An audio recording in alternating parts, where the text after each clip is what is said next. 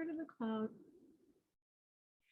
Hello, it's me, Sarah Seidelman, and I'm here with Elena Soninno, who is a wonderful coach that I think that you guys will want to know. And Elena has a beautiful new book out called Inhabit Your Joy, a book of nudges. And I have been having so much fun just exploring this book and doing some of the work in it. It's a book that you read it, but mostly you do it. And it's so wonderful. So welcome, Elena. I just want to say thank you for being here. Oh my goodness. Thank you, Sarah. It's such a delight. And I'm just so grateful to everything that you bring into the world and how you've taught me to really inhabit my creativity and curiosity, and how that was a big part of this book coming to life. So thank you. Yeah, and I think what I really gather from this book is it's really about really inhabiting ourselves, our bodies. What are we feeling? What are we sensing? And I think that's one of the things, those of us who are like born to freak, as I like to call myself, ADHD, highly sensitive, maybe we've struggled with anxiety, depression, bipolar, even Asperger's. I feel like these are practices we really need so that we can really bring all the magic that we have inside of ourselves here. So tell me, how did you get into this work? Like, how did you learn to inhabit your joy? And what was tell us a little bit about your story? Yeah, so my story is that I've always been that person that was a nudger. Right back in when I was a child, high school or college, I was that person that gently asked the question, helped you find your own answers. And that led me to being an elementary school teacher, where really my work was about helping students become independent thinkers and find their own clarity. And then I, did all the things. I left teaching, I became a blogger, I was writing. And what I realized over and over again is that I had been given a choice in my life to be in process, to be curious. Curiosity was always one of my core values, but where I say expectations are my kryptonite, curiosity has always been the antidote, even if I didn't know it at the time. And that first showed up for me when I found out that I was pregnant, and I wasn't supposed to have been able to be pregnant, and on and on and on and on. And a doctor called me and told me that I was. And I remember sobbing in tears, Sarah, just desperate, desperate tears, because I'd been told that even if I could, it wouldn't be viable. And the doctor very clearly, I remember I was setting my classroom up for the day and I was on the phone, and he said, look, you have two choices. You can grieve, or you can celebrate until the day you can't. And in that moment, it was super crystal clear to me that of course I was going to choose option B, and that choosing option B meant being curious, of allowing uncertainty, but being in that moment and really present. And that moment has stuck with me and kind of was the thread that phrase again too, that you can either say the dog also agrees. So the choice that the doctor offered me was to grieve or to celebrate until the day I can't. Yeah. I wonder what happened. He's learned that, to be able to say that. Right. And so it just, and I don't think that I had realized that that was an underlying thread that had probably been present for me, that I had always chosen the celebrate until the day I can't. But when he stated it so clearly to me, right? And then I'm moving through my life and I've left teaching and I'm writing, and suddenly coaching becomes something that I get curious about. And it was kind of the same thing of just being so present with everything that was around me. The day that I actually chose to go down the path of coaching, I was paragliding. Well, I was in Jackson Hole, Wyoming, and became curious about paragliding, which I had never been curious about before. But then I saw these things coming down from the mountain and decided I need to go learn more about that. But it was allowing uncertainty, allowing myself to be moved by unexpected things and be in process. That kind of became the day that when I came down from the mountain, was like, so I'm going to do this thing and coach women to help them reconnect with that version of themselves that always knows, right? That most nourished, that most rooted part of themselves, so that then they can move through the world inhabiting your joy. And I am very real. Like, I don't pretend to be anything that I'm not. I am still in process all the time. We were talking beforehand how I just broke my wrist, and how all of the learning that I'm doing to remind myself to trust and really inhabit a moment versus trying to fix. And so these are things that I'm constantly playing with. And this book came out of that. When I thought about, well, what do I want to write about? I went in all the directions, and I kept saying, I don't know, which of course wasn't true. And when I just decided to allow myself to write what I know and what I use, then the book happened. So. Yeah. Oh, I love that. When you connected with what you know and what works for you, it's like you knew what you needed to share. And Yeah. yeah, this book, it's like these brief sort of nudges, and there's a little bit of an explanatory note, and then it's something that an experience you can take with yourself. So if you've been looking for like just some things to do with yourself when you have a couple hours to be alone, or maybe you're taking yourself on retreat for the weekend, it would be a wonderful companion for that. Or if you're a coach and you're looking for or somebody who does experiences with people, it would be a wonderful reference for that. Yeah. Yeah, it's, when I thought about this book, there are so many ways that I can get in my own way.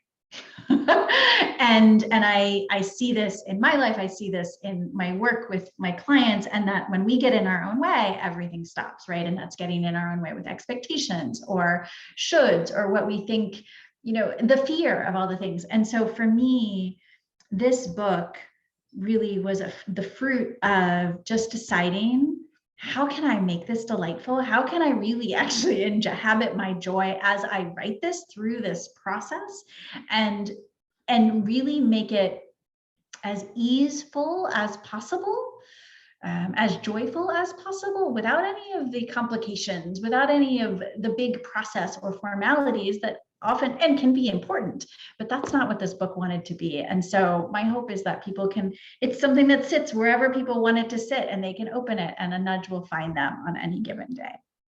So I think we should do a nudge. So Let's do a nudge. I don't want to just sit here and talk about it. We're going to do something. So Elena's going to divine us a nudge, and then I've got my pen ready for my assignment.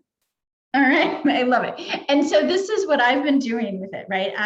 I just take a few moments to get really rooted, to come into presence. And so I'll invite us to maybe take 2 or 3 breaths together. How would that be? Let's do it. So in whatever way feels right, you can close your eyes or keep them open. You can feel your feet and your legs and hips and spine and shoulders. Notice the crown of your head, and allow yourself to receive an inhale and experience an exhale. And we'll do that one more time together. Inhale, fill up. And exhale, let it go. Let a nudge find us.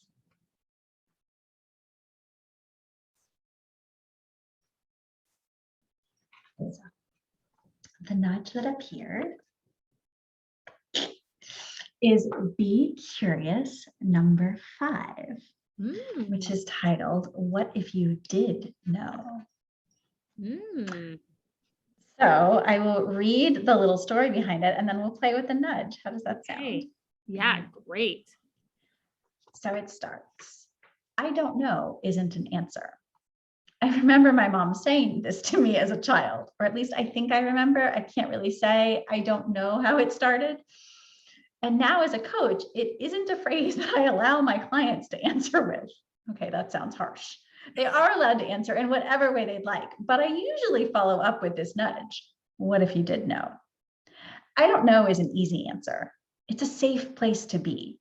It prolongs not having to take action or move toward what matters most. And it is a method of self-sabotage. Because here's the thing, I don't know is a habit. It's a trap. It erodes your curiosity. It is like a brick wall that keeps you from possibility and thriving. I don't know comes from wanting to get things right, wanting to avoid the F word, not that F word. I'm talking about failure, but there is no such thing as failure. There is experimentation. There is feedback. There is learning. You don't have to know the details or specifics. You only need to open the door to possibility with a dose of curiosity. Mm-hmm. So the nudge is the next time you feel stuck or indecisive or hear yourself saying or thinking, I don't know, take a breath and then consider, what would you do or who would you be if you did know? Because the truth is that most of the time you cannot get it wrong. I promise. So, is there something that you've been saying to yourself, I don't know about? Yes, I just thought of something that came up yesterday.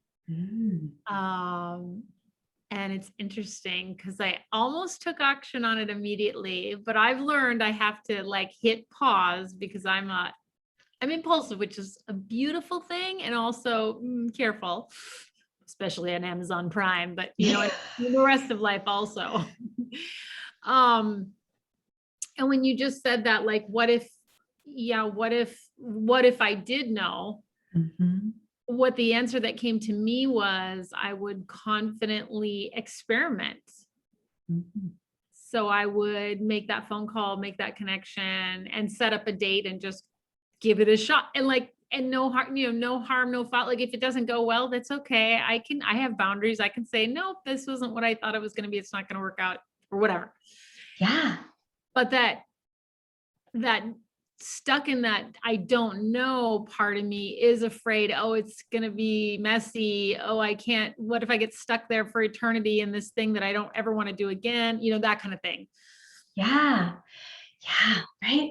And to me, I mean, I love that example, Sarah, because it's about the curiosity. I mean, there are times that we don't know, right? And it's okay to be in uncertainty. We were talking about that before, but I think it's when we keep answering, I don't know about something, and then we make a thing about not knowing, that we get to do this, what you just did, of pulling back and saying, well, maybe I could just try and, reach out and see what happens and see it as an experiment. How does that feel? I love it. I mean, it's a total shift. And it just reminds me, like, as you said, like most of the stuff is about fearing that we're going to fail. And even though I've failed a billion times, and I know the only way forward is to fail and fail and fail and, like do these things. But I think it just reminds me, like, yeah, if I did know, even for a split second, if I can shift my brain into that place, if I did know, I'd be more confident or, clear. Yeah. So yeah, what a powerful. So guys, this is what I'm talking about. This is how powerful this book is. Just very simple things, but they're very, I think they help you just to get into your body and into your away from the thinking so much and into like down in here where we, make our best moves from, I think. Absolutely. Absolutely. And that's my hope and my great joy, that the book gets to be played with in that way, and that it becomes a living, breathing thing, right? It's one thing for these words to be written, but it takes on its own pulse when you read a nudge and play with it in your own way. And that's what I love about it. And what I try to do in my work, right? Because I can offer things, but I'm just a guide. And so it comes alive when you play with something and make it yours. So thank you for playing with that nudge. Yeah. I appreciate it. And you guys, Elena does online retreats. She does in-person retreats. She does retreats in Mexico. So many amazing things. Tell us, like, what do you have on offer and like what's happening? What are you?